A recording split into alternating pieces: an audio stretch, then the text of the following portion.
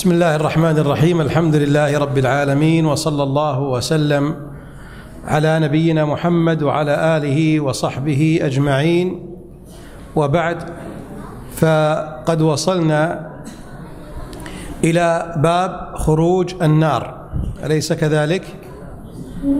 أليس كذلك؟ بلى.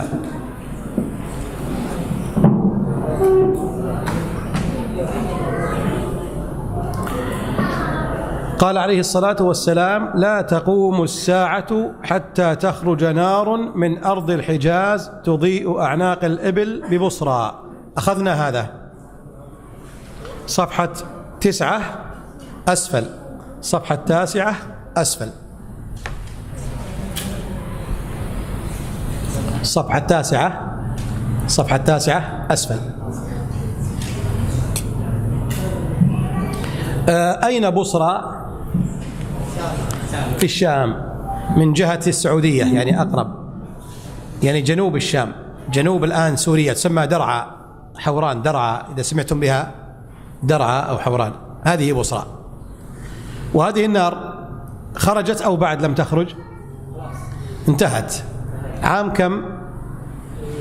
ابدأ من اليمين إلى اليسار، 4 5 6، يعني 654 هجرية، عام 654 للهجرة، يعني 4 5 6،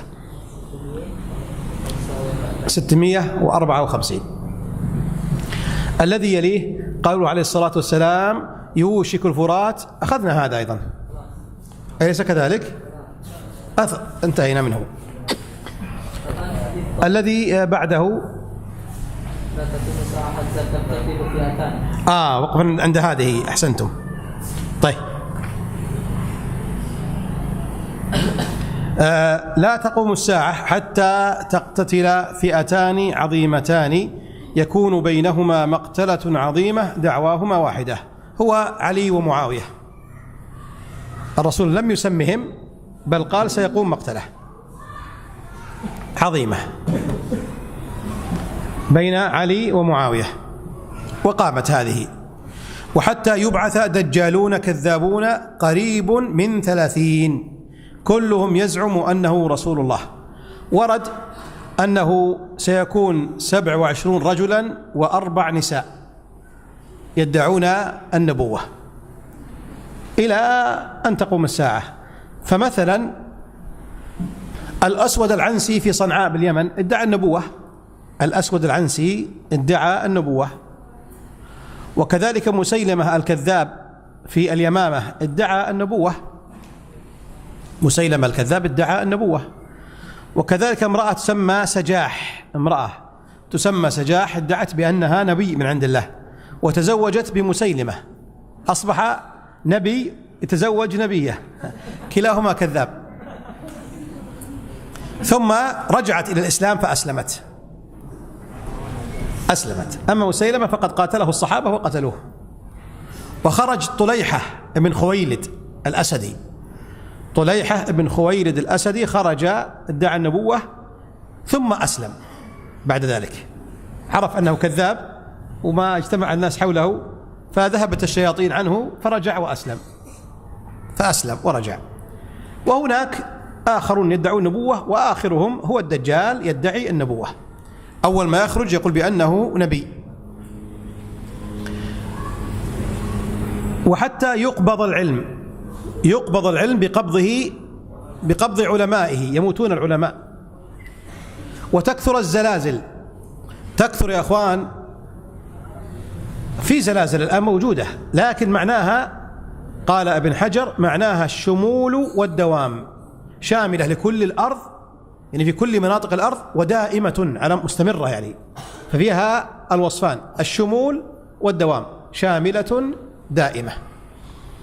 ويتقارب الزمان، يتقارب الزمان، قيل بأنه يتقارب حقيقة فينطوي بسرعة، ينطوي بسرعة. وقيل ما يقطعه الإنسان في فترة كثيرة أصبح في المستقبل سيقطعه في مرحلة قليلة، مثل اليوم. يعني من السعودية إلى أندونيسيا في السابق قبل الطائرات يحتاج إلى أشهر وقد يكون سنوات. الآن في 9 ساعات فقط. نحن جئنا من السعودية إلى أندونيسيا في 9 ساعات، ونحن بين السماء والأرض. كان في الماضي 9 أشهر، كل ساعة بشهر. يعني هذا تقارب الزمان، هذا معناه ويتقارب الزمان. وتظهر الفتن، تظهر يعني تكون ظاهرة ليست قليلة، بل الظهور هو الوضوح، تكون واضحة من كثرتها. ويكثر الهرج وهو القتل، يكثر القتل. والآن واضح، لكن سيزيد. يعني في الحرب العالمية الأولى والحرب العالمية الثانية قتل ليس جرح ومرض، إنما قتل فيها 70 مليون قتيل فقط في حربين ثنتين، الحرب العالمية الأولى والحرب العالمية الثانية. 70 مليون قتيل، يكثر القتل. وحتى يكثر فيكم المال فيفيض حتى يهم رب المال من يقبل صدقته.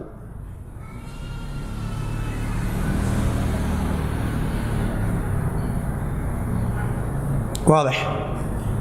وحتى يعرضه عليه فيقول الذي يعرضه عليه لا أرب لي فيه، يعني لا حاجة لي فيه. واضح. وحتى يتطاول الناس في البنيان. وهذا وقع، ليس في في العرب البادية، في دبي وفي الرياض وفي جدة الآن يتنافسون أيهم يكون أكثر بناية. بعدما كانوا يرعون الإبل في الصحراء والغنم، أصبحوا يتطاولون في البنيان أيهم أطول. يعني كل سنة يقول هذه أطول، في العام القادم يأتي أخرى هذه أطول، فيأتي أطول، ويتسابقون في هذه البنايات. وحتى يمر الرجل بقبر الرجل فيقول يا ليتني مكانه، وذلك من البلاء، ليس به من الدين، إنما هو البلاء. يعني يأتيه مصائب كثيرة حتى يتمنى أن يقبر. وحتى تطلع الشمس من مغربها، هذه من أواخر العلامات، يعني علامة الساعة الكبرى. تخرج من مغربها ثم تخرج من الشرق والناس يعيشون.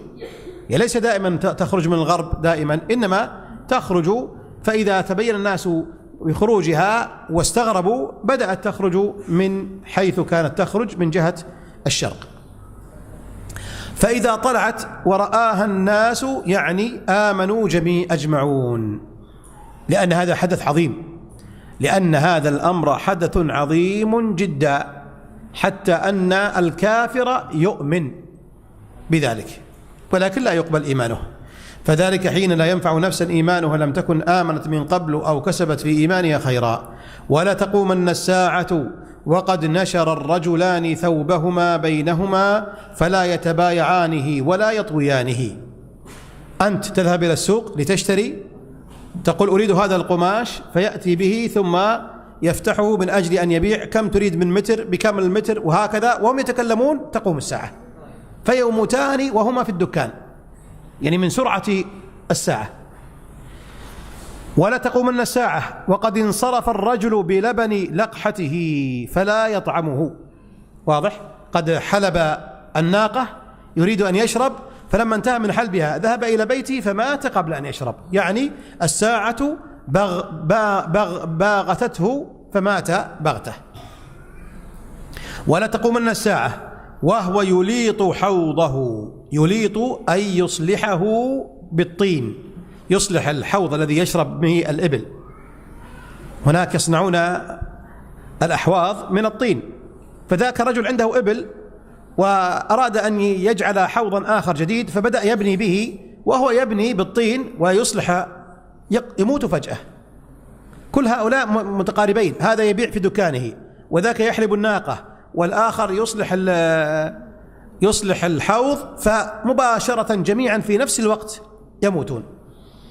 فلا يسقي فيه. ولا تقومن الساعة وقد رفع أكلته إلى فيه فلا يطعمها، هذا رجل آخر. واضح. قبل أن يأكل يموت. سبحان الله العظيم، يعني تأتيهم بغتة، تأتيهم مفاجأة. باب ذكر الدجال.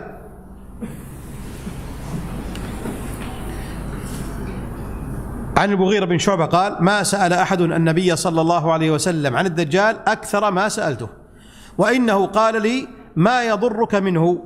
قلت: لأنهم يقولون إن معه جبل خبز ونهر ماء. قال: هو أهون على الله من ذلك. ورد روايات أن معه جبل من خبز ونهر من ماء، وورد في رواية أخرى أيضا بالصحيح أن معه جنة ونار، فناره جنة وجنته نار. قال: من أدركه فليغمس نفسه في النار فإنه في الجنة. هذا هو الدجال. من أين يخرج؟ يخرج من جزيرة. وهل هو موجود الآن؟ نعم موجود. وهل هو حي؟ نعم حي. وهل رآه أحد؟ نعم رآه تميم الداري، رآه تميم الداري في قصة طويلة من حديث فاطمة بنت قيس رضي الله عنها، حديث طويل في صحيح مسلم، لكن رأوه تميم ومعه 30 رجلا من لخم وجذام. ليس هذا مجال التوسع فيه.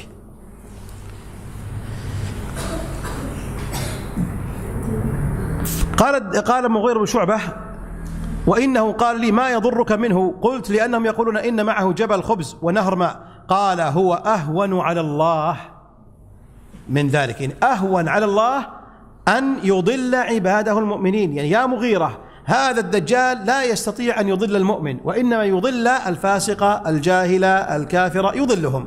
هؤلاء مثله مثل الدجال أهون على الله، كل هؤلاء لا يحبهم الله. أما المؤمن فإن الدجال أهون على الله من أن يضل عبده المؤمن، وإنما يضل الفاسق، يضل الجاهل، يضل الصغير، يضل النساء، يضل الأعراب، هذا ممكن. أما المؤمن صادق الإيمان فإنه بإذن الله لا يضره الدجال حتى لو خرج فيهم. وصفه قال عليه الصلاة والسلام: قال: أعور عين اليمنى كأنها عنبة طافية. له عينان. تعرفون العنب؟ العنبة تعرفونها العنبة هذه بارزة كعين الضفدع، والأخرى مفقوءة لا يرى بها، فعين طافئة وعين بارزة. مكتوب هنا كافر، كافر، يقرأها كل مؤمن وكافر، حتى الأمي يقرأ، مكتوب كافر. يا أخوان، كافر عينه طافئة والأخرى ناتئة، أليس هذا وصفا ظاهرا؟ ومع ذلك يضل الناس، لأنه يؤتى بآيات عجيبة، يؤتى بآيات عجيبة فالناس يصدقونه لأن عنده آيات، فيقول أنا نبي ثم يقول أنا الله. أيضا الذي يليه قال النبي صلى الله عليه وسلم: يجيء الدجال حتى ينزل في ناحية المدينة، حتى ينزل في ناحية المدينة يعني في الطرف، ثم ترجف المدينة 3 رجفات فيخرج إليه كل كافر ومنافق. من كان في المدينة من أهل الفسق والفساد وعدم الصلاة فإن الدجال لا يستطيع أن يدخل المدينة، وإنما المدينة تنتفض وتلفظ السيئين منها فيلحقون بالدجال. يعني كل سيء يخرج من المدينة إلى الدجال. أما الدجال فإنه محرم عليه أن يدخل فقط مكة والمدينة، لكنه يمشي بالأرض، يسير في الأرض كلها في 40 ليلة، كل الأرض يطوف عليها كل 40 ليلة، يوم كسنة كاملة، ويوم كشهر، ويوم كأسبوع، وباقي أيامه كأيامكم، يمشي على الأرض سريعا بسرعة.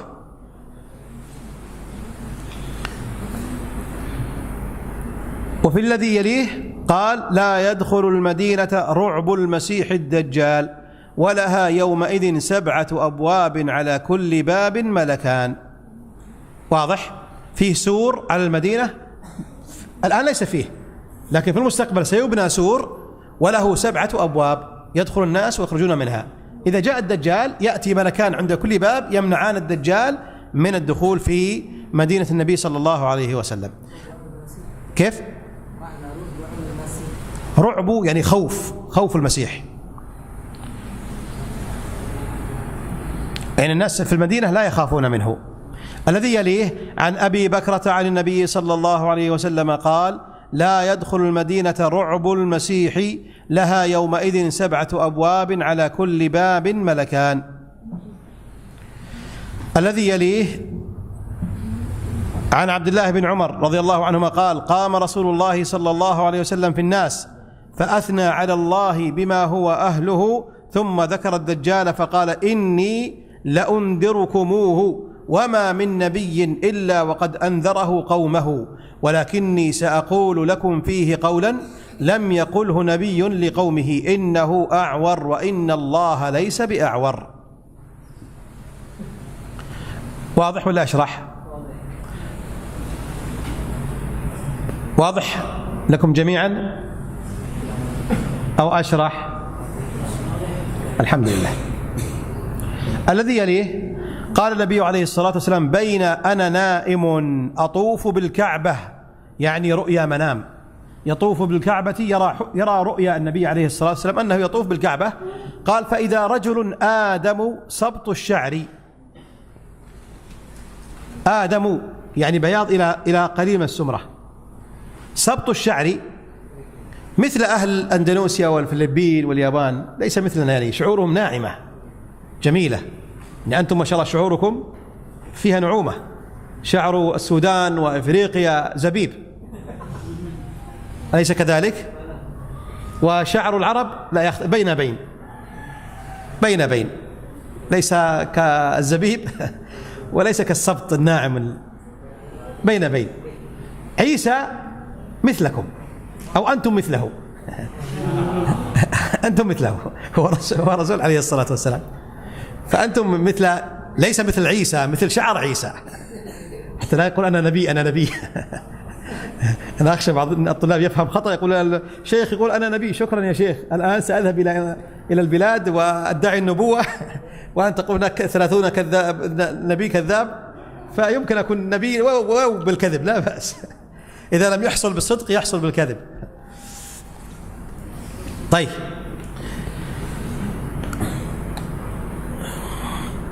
يقول: فإذا رجل آدم سبط الشعر ينطف، يعني ينزل من رأسه، أو يهراق رأسه ماء، يعني يمشي من رأسه ماء، يصب من رأسه عرق كالماء. قلت: من هذا؟ قالوا: ابن مريم. ثم ذهبت ألتفت في المنام فإذا رجل جسيم، يعني ممتلئ، أحمر، جعد الرأس، جعد يعني مثل السودان، يعني كأنه زبيب، هذا معنى جعد، عكس سبط. جعد الرأس، أعور العين، كأن عينه عنبة طافية. قالوا: هذا الدجال. قال عليه الصلاة والسلام: قال: أقرب الناس به شبها ابن قطن، رجل من خزاعة، يعني رجل في مكة يعرفه الناس، يعني الصحابة يعرفونه، اسمه ابن قطن. هذا سبحان الله شكله قبيح، شكل الدجال مثله بالضبط، وهو كافر ليس مؤمن. قال الرسول: إنه يشبه ابن قطن، رجل من خزاعة.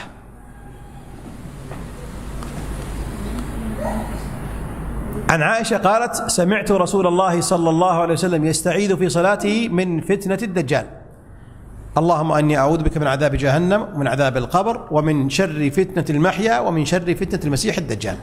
4 يتعوذ منها عليه الصلاة والسلام في كل صلاة. الذي يليه حذيفة عن النبي صلى الله عليه وسلم قال في الدجال: إن معه ماء ونارا، فناره ماء بارد وماؤه نار. قال أبو مسعود: أنا سمعته من رسول الله صلى الله عليه وسلم. هنا الآن يختلف عن الماضي جبل من خبز، وماذا؟ في الماضي قال جبل من خبز، وماذا؟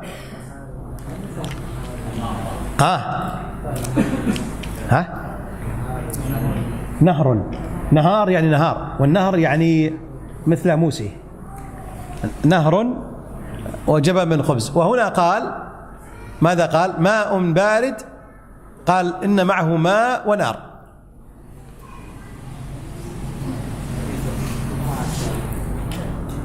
ما شاء الله، جزاك الله خير. جزاك الله خير. الذي يليه: أنذر أمته الأعور الكذاب: ما بعث نبي إلا أنذر أمته الأعور الكذاب ألا إنه أعور وإن ربكم ليس بأعور وإن بين عينيه مكتوب كافر. كافر يعني كفر.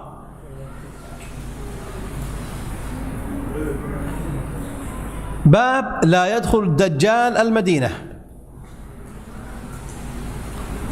أن أبا سعيد قال: حدثنا رسول الله صلى الله عليه وسلم يوما حديثا طويلا عن الدجال، فكان فيما يحدثنا به أنه قال: يأتي الدجال وهو محرم عليه أن يدخل نقاب المدينة. نقاب يعني طرق وشوارع المدينة. نقاب يعني الطريق. فينزل بعض السباخ. ما معنى السباخ؟ السبخ هو الأرض المملحة التي لا تنبت. أرض كذا هكذا تكون بيضاء يخرج منها الغبار الكثير وفيها الملوحة زائدة، النبات لا يخرج فيها إطلاقا، سمى سبخة. الأرض التي فيها الملوحة ولا تنبت أبدا، لو نزل أي ماء لا تنبت، وإذا السيارة تمشي فيه يطلع الغبار الشديد. هذا في أندونيسيا موجود في هذا، عندنا في السعودية كثير جدا، السعودية كثير، وفي المدينة أيضا موجود فيها. طيب، هذا معناه السبخة.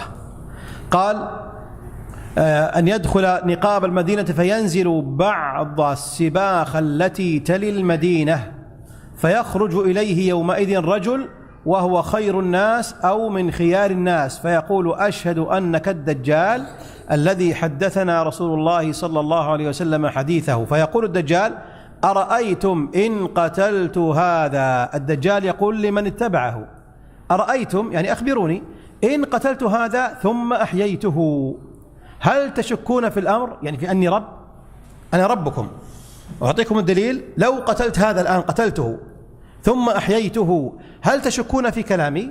قالوا: لا، إن قتلته ثم أحييته فأنت الله. فيقول: لا نشك، فيقتله ثم يحييه.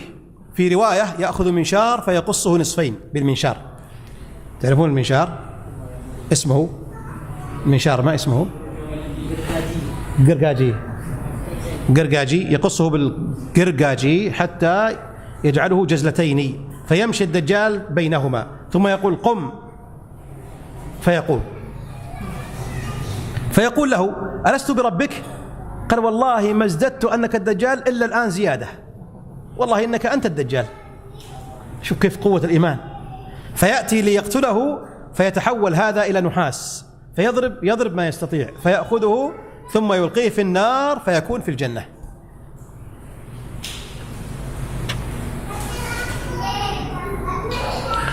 فيقول: والله ما كنت فيك أشد بصيرة مني اليوم. فيريد الدجال أن يقتله فلا يسلط عليه. الشيخ أبو ذر، هذا مسجد ولا مستشفى ولادة؟ هذا مستشفى ولادة ولا مسجد؟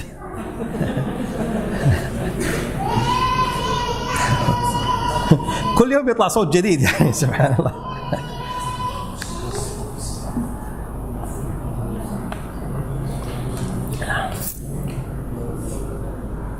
نكمل. وعن أبي هريرة قال: قال رسول الله صلى الله عليه وسلم: على أنقاب المدينة ملائكة لا يدخل الطاعون ولا الدجال. واضح. الذي يليه قال: يأتيها الدجال، المدينة يأتيها الدجال فيجد الملائكة يحرسونها فلا يقربها الدجال. قال: ولا الطاعون إن شاء الله. فالطاعون والدجال لا يمكن أن يدخلا إلى مدينة النبي صلى الله عليه وسلم. الباب الأخير الذي به ننتهي من كتاب الفتن، باب يأجوج ومأجوج. عن زينب بنت جحش زوج النبي صلى الله عليه وسلم أن رسول الله صلى الله عليه وسلم دخل عليها يوما فزعا يقول: لا إله إلا الله، ويل لمن؟ للعرب. ويل للعرب يعني هلاك، سيأتيهم هلاك ومصيبة عظيمة للعرب من شر قد اقترب. فتح اليوم من ردم يأجوج ومأجوج مثل هذه، وحلق بإصبعه الإبهام والتي تليها، هكذا قال. فتح اليوم من ردم يأجوج ومأجوج هكذا. قالت زينب: يا رسول الله أفنهلك وفينا الصالحون؟ يعني يأتينا مصائب وقتل ويأتينا الدجال ويقتلنا ونحن الصالحون؟ قال: نعم إذا كثر الخبث. قال: نعم إذا كثر الخبث. فإذا كثر الخبث وقل المصلحون ولو كثر الصالحون فإن الله عز وجل يعاقب هؤلاء بفتح سد يأجوج ومأجوج، ثم يخرجون من كل حدب ينسلون، يمشون بسرعة ويأتون إلى ديار المسلمين فيقتلون ويشربون بحيرة طبرية ويعيثون في الأرض الفساد حتى يأتي عيسى عليه الصلاة والسلام، ثم يدعو الله عز وجل عليهم فيرسل الله دودا كالنغف يدخل في أنوفهم فيموتون موتة رجل واحد. وصلى الله وسلم على نبينا محمد.